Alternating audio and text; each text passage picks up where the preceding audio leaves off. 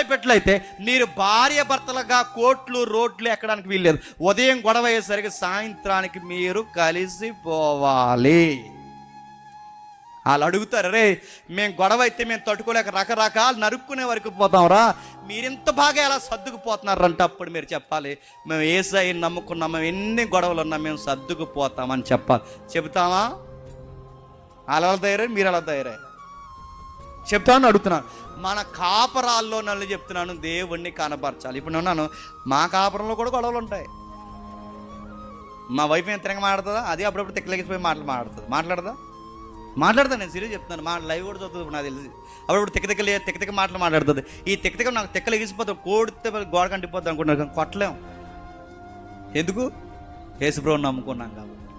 తీర ఒక దెబ్బ కొట్టిన తర్వాత అలా ఎలా తిరిగి వచ్చి మళ్ళీ నేనే సారీ చెప్తాను. ఎందుకు? యేసుప్రభువుని నమ్ముకున్నాం కాబట్టి. గుర్తుపెట్టుకోండి, గొడవ పెట్టుకుని ఇడిపోవాలంటే బయట వాళ్ళమైతే 2 నిమిషాలు చాలు. మళ్ళీ చెప్తున్నాను, 2 నిమిషాల్లో ఫటాఫట్ ఇడిపోవచ్చు. కానీ ఇడిపోలేం. ఎందుకు చెప్తున్నా? మనం యేసుప్రభువుని నమ్ముకున్నాం. మన కాపురాల్లో, మన ఉద్యోగాల్లో, మన 10 రూపాయల సంపాదనలో, మన చదువుల్లో, మన పనుల్లో, ప్రతి ప్రవర్తనలో మనం ఎవరిని ఎక్స్పోజ్ చేయాలి చెప్పండి?